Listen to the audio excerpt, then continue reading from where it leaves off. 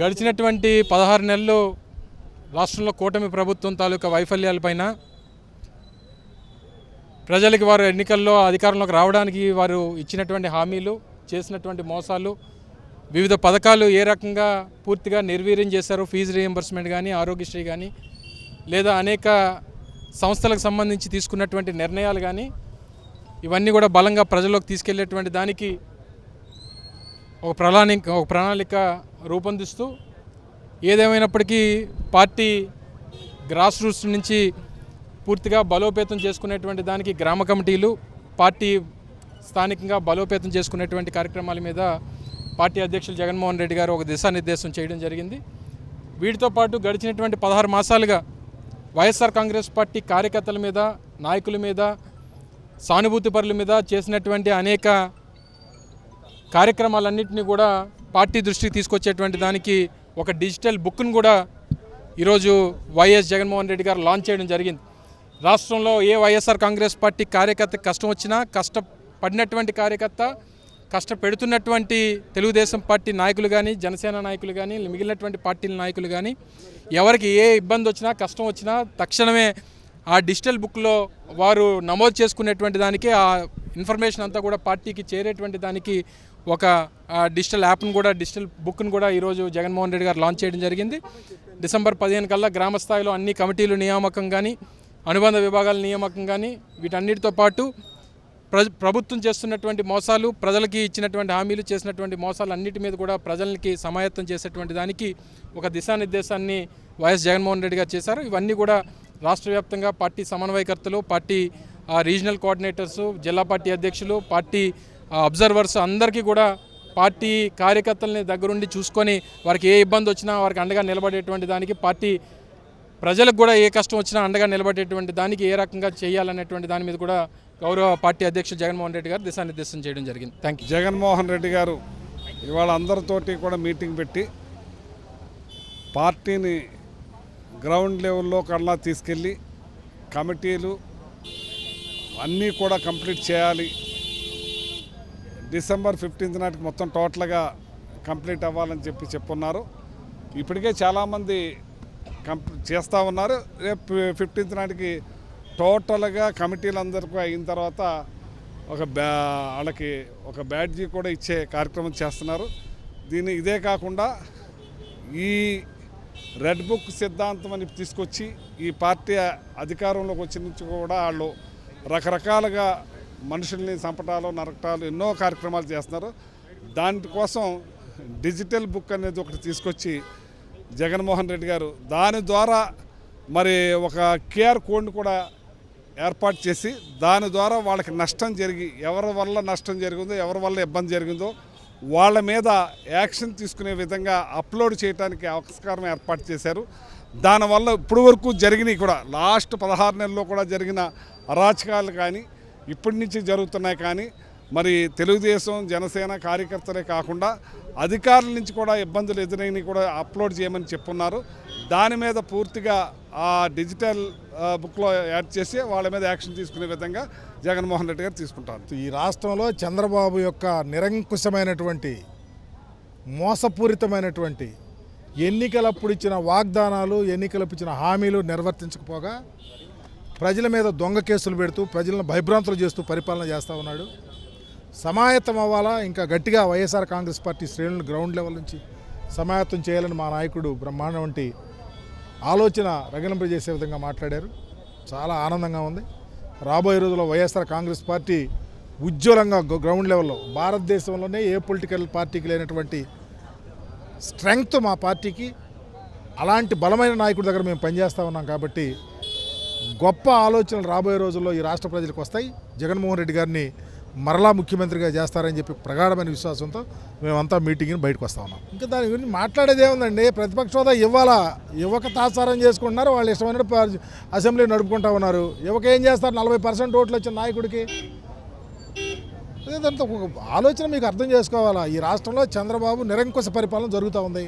పార్టీని గ్రామ స్థాయిలో పటిష్టపరిచే దిశగా అన్ని కమిటీలు కూడా బలోపేతం చేస్తూ ఈనాటి చంద్రబాబు నాయుడు ప్రభుత్వం కూటమి ప్రభుత్వం వల్ల ఇబ్బందులు పడుతున్న ప్రజలకి చేయూతనిస్తూ మేమున్నాం, మేము అండగా ఉంటామని చెప్పేసి ప్రతి గ్రామంలో కూడా వాళ్ళకి రైతన్నలు ఈ రోజున యూరియా కొరతతో ఎరువుల ధరలు పెరిగి గిట్టుబాటు ధరలు లేక అవస్థలు పడుతున్న పరిస్థితులు గమనించాం. వాళ్ళకి అండగా ఉండాలని చెప్పేసి నిర్ణయం తీసుకున్నారు. అదేవిధంగా మహిళా అక్క చెల్లెములు జగనన్న పరిపాలనలో సమృద్ధిగా సంతృప్తిగా వాళ్ళ అకౌంట్లోకి డబ్బులు వచ్చే పరిస్థితి మనం చూసాం. ఈ రోజున దసరా పండగ వచ్చింది, కనీసం పండగ వచ్చిందన్న నవరాత్రులు స్టార్ట్ అయ్యన్న ఆనందం కూడా రాష్ట్ర ప్రజల్లో లేదు. అంటే చంద్రబాబు నాయుడు పరిపాలన అనేది ఎంత చండాలంగా ఉన్నది ఇప్పటికి మనకు అర్థమవుతోంది. ఒక పక్కనేమో మెడికల్ కాలేజీలు అన్నీ కూడా ప్రైవేటీకరణ చేస్తామని చెప్పేసి చంద్రబాబు నాయుడు, ఒక పక్కనేమో వీటీపీఎస్ విద్యుత్ సంబంధించిన ఫ్లై యాష్ కాంట్రాక్టులన్నీ కూడా ప్రైవేట్ పరం చేసే పరిస్థితులు, ఒక పక్కనేమో పిల్లలకి ఫీజులు కట్టక ఆ పిల్లలందరూ కూడా ఆ యాజమాన్యాలు పిల్లల్ని వేధించే పరిస్థితులు, ఒక పక్కనేమో ఆరోగ్యశ్రీ హాస్పిటల్స్ అన్నీ కూడా కనీసం వాళ్ళకి డబ్బులు చెల్లించలేని పరిస్థితుల్లో వాళ్ళకి బాకీలు పడ్డ ప్రభుత్వం.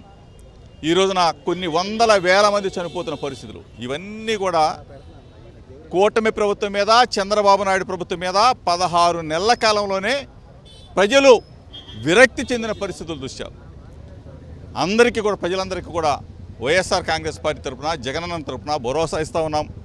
గ్రామాన కూడా పార్టీని బలోపేతం చేస్తూనే, ప్రజలకు అండగా ఉంటూనే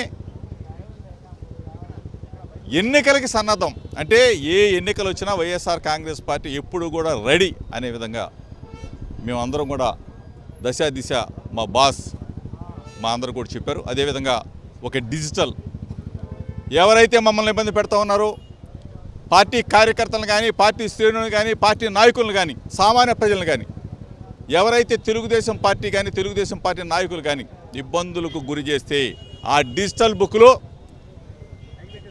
వాళ్ళకి నమోదు చేస్తాం. తప్పనిసరిగా రెడ్ బుక్కి ఫైర్ పుట్టిస్తాం. రెడ్ బుక్కి మంటలు పుట్టించే విధంగా డిజిటల్ బుక్ ఉంటుంది. ఎందుకంటే ఆ డిజిటల్ బుక్లో ప్రతి ఒక్కడి పేరు కూడా, ఇబ్బంది పెట్టే ప్రతి ఒక్కడి పేరు కూడా నమోదు చేస్తాం.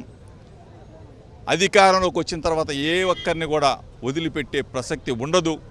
తప్పైందని క్షమించేదాకా, క్షమాపణ చెప్పేదాకా కూడా వైఎస్ఆర్ కాంగ్రెస్ పార్టీ వాళ్ళ మీద జోలికి వస్తే మాత్రం ఊరుకునే ప్రసక్తి ఉండదు అని చెప్పేసి డిజిటల్ బుక్లో వాళ్ళ పేర్లు కూడా నమోదు చేయబోతాం.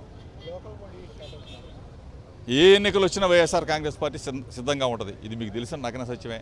తప్పనిసరిగా గ్రామ స్థాయిలో పార్టీని పటిష్టం చేయబోతా ఉన్నాం. అనుబంధ సంఘాలని బ్రహ్మాండంగా వాళ్ళకి అండగా ఉండబోతాం. అనుబంధ సంఘాలన్నిటినీ కూడా పెద్ద ఎత్తున వైఎస్ఆర్ కాంగ్రెస్ పార్టీ గ్రామ స్థాయి నుంచి కూడా యువత, విద్యార్థి, మహిళ, ఎస్సీ, ఎస్టీ, బీసీ అన్ని వింగులను కూడా బలోపేతం చేయబోతాం. ఇవన్నీ కూడా కల్పితాలే కదా. ఈ రోజున ఆంధ్రప్రదేశ్ రాష్ట్రంలో గడిచిన 16 నెలలు ఈ గవర్నెన్స్లో వాళ్ళు రాష్ట్రానికి ఎంత అన్యాయం చేస్తూ ఉన్నారు ఈ కూటమి ప్రభుత్వము అర్థమవుతూ ఉంది. అంటే ఎంత దారుణం అంటే ఇవాళ ఆంధ్రప్రదేశ్ రాష్ట్రంలో సంక్షేమ పథకాలు ఇవ్వకుండా సూపర్ హిట్ 6 అని చెప్పి, సూపర్ 6 హిట్ అని చెప్పి వాళ్ళు సంబరాలు చేస్తూ ఉన్నారు, బలవంతపు సంబరాలు. ఇవాళ నేను చెప్తా ఉన్నా, ఇది ఒక్కటి కాకుండా ఇష్యూస్ని ఏ రకంగా డైవర్ట్ చేస్తూ సాక్షాత్తు కలియుగ వైకుంఠుడు వెంకటేశ్వర స్వామిని వీళ్ళు తీసుకొచ్చి రాజకీయాలకు వాడుతూ ఉన్నారు. ఎంత దారుణంగా వాడుతూ ఉన్నారని అంటే నేను ఎప్పుడు కూడా చరిత్రలో చూడలే. తిరుపతి లడ్డు ఎపిసోడ్లో సుప్రీంకోర్టు మొట్టికాయలేసింది. అసలు మీకు ఈ రిపోర్ట్స్ రాకోకుండా మీరు మీడియాకి అందులో యానిమల్ ఫ్యాట్ కలిసింది అని ఏ రకంగా అన్నారని మొట్టికాయలు వేసింది ఇంకా మర్చిపోలే ప్రజలు. ఇప్పుడు తీసుకుని వచ్చి మళ్ళీ హుండీలో డబ్బులు పోయిన దాన్ని పట్టుకున్నది వైఎస్ఆర్ కాంగ్రెస్ పార్టీ ప్రభుత్వంలో. అది గడిచిన ఎన్నో సంవత్సరాల నుంచి జరుగుతూ ఉందనేది కూడా ఎంక్వైరీలో తేలింది. ఇప్పుడు ఇదే ప్రభుత్వము సంవత్సరంన్నర కాలం అయింది వచ్చిన తర్వాత విజిలెన్స్ రిపోర్ట్ ఎందుకు బయట పెట్టలేదు?